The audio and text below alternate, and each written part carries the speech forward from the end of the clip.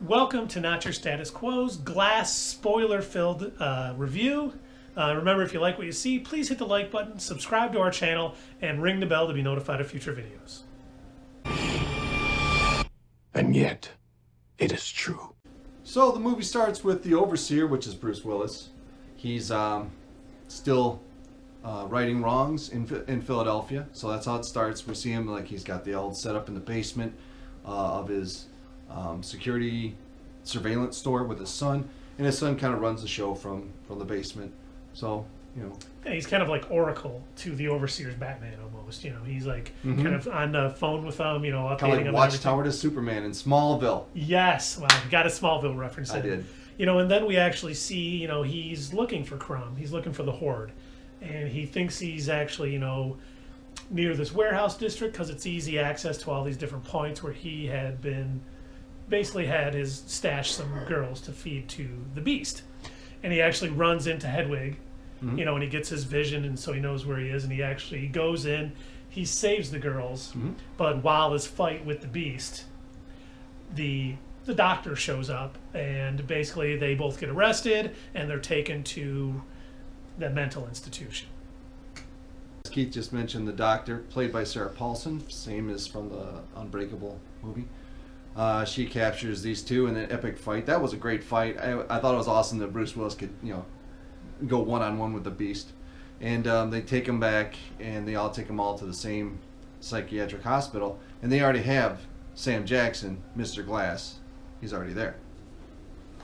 And I think one of the things you find out about Sam Jackson, when you see him, he looks like he's comatose. They're giving him this medication to keep him in that thing.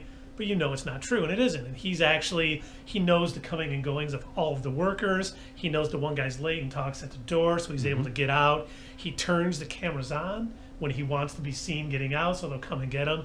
I mean, perfectly written to a character like the Mastermind. He's always two steps ahead of everybody, and he's doing everything the way he wants to do it. And he manipulated the doctor to put in all the cameras around so that later on his plan could unfold. Yes. So the Mastermind has this great plan to get out. He actually gets out of his room and goes into the room with the Beast and has a nice little conversation and gets the Beast to come out and has a conversation and says, if you're really the Beast, we can get out of here tomorrow night. So he goes in, and Sam Jackson's supposed to have this, the Mastermind is supposed to have this surgery the next day on his frontal lobe. He goes in there. He's able to manipulate the rooms, like we said earlier, and get out of his room and go there, and he changes the lens in the operating equipment. So he goes back into his room, lures an orderly in there, takes him out, breaks out the Beast, and goes into the control room and tells Bruce Willis, all right, we're going to go make ourselves known in front of the whole world, and if you want to stop us, you just got to be your superhero self and get out of here. And so he takes off. They go through the tunnels where the most cameras are to capture their escape. And you see him actually go into what looks like a control center where he's actually uploading the videos or getting ready to upload the videos once they're all shot. He basically takes control of the cameras. He knows they're going to fight outside. And during this time, Bruce Willis is like, I have to get out of here. The water's off. And he kind of unsure of whether he really has superpowers at this point because the doctor kind of did her job. She got to do his head. But he ends up smashing down the door. He gets out. The Beast and him are kind of fighting outside. Casey is out there. His son is out there. Mr. Glass's mother. All of the cameras that Mr. Glass tricked the doctor into doing is recording all of this. And it's about to get uploaded to the internet because of Mr. Glass's, computer manipulation. Okay, and during the battle outside, of course, there's the youngsters are there, and Sam Jackson's mom, and Bruce Willis's son tries to stop the fight by going up to the Beast and telling him what happened. And that's the big twist, because what really happened was the Mastermind, 15, 20 years ago, set it up. His dad was on the train that Bruce Willis was on, that he survived the crash. So he basically created both of them. Genius twist. I mean, maybe it took him 15 years to think of this, but that was incredible. Well, then they even had a bigger twist, because once the Beast and the Overseer kind of crash out of that tank, you know, Casey goes up to the Beast and kind of brings Kevin out, thinking, you know, at this point I'm thinking, oh, they're probably going to have this nice ending where she kind of saves him. But no, the doctor orders a sniper to kill Kevin, so he gets shot while he's not the Beast. He's bleeding out, he's dying, and then you're like, okay, but the Overseer's going to live. But you see some cops drag the Overseer over to basically a puddle, put his head in it, and basically are drowning him. Because that's his weakness, water. Yeah, weakness. If you didn't recall. Yeah, water is his weakness. And then the doctor comes over, and basically you see a clover on her hand, which kind of indicates she's part of this secret organization to kind of put down this thought of they're super beings, trying to make them believe they're not superheroes and not let it ever get out to the world that these superheroes exist. So like Keith was saying, you know, they have to put them all down. The first one they put down is obviously the shot to the Beast, who wasn't the Beast at the time. And, you know, I didn't know if that girl was in on it or if she was just part of the distraction. I thought she really cared about him, which she does. I mean, you can tell. Yeah. And a good acting job by Anya Taylor-Joy. Of course, and Sarah Paulson goes over to Bruce Willis as they drown him and tells him that, you know, we just couldn't allow this.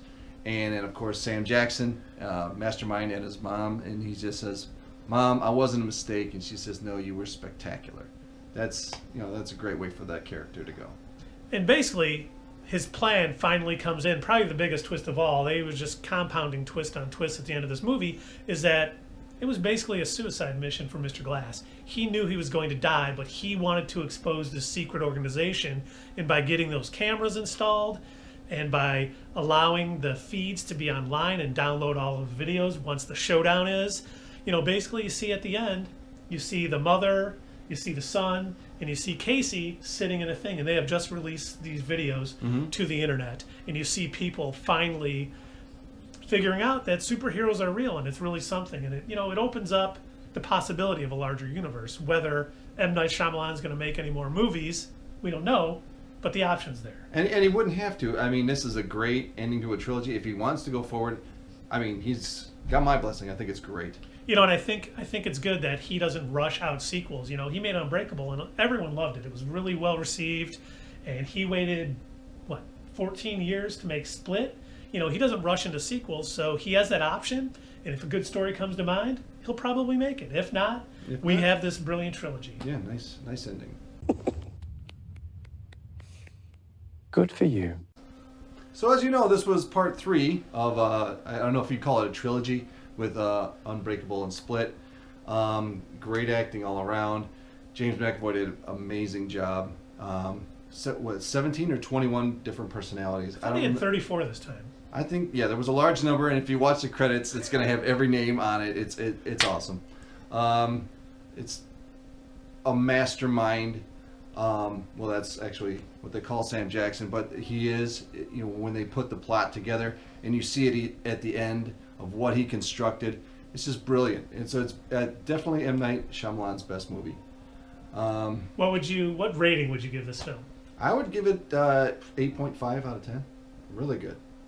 No way. All right, so we just heard Dave's. I, agree completely with him. I think it was M. Night Shyamalan's best movie. We got strong performances from everybody in this film. I thought the writing was very tight. I thought the story as it progressed was very well written, flowed very well, gave you some surprises.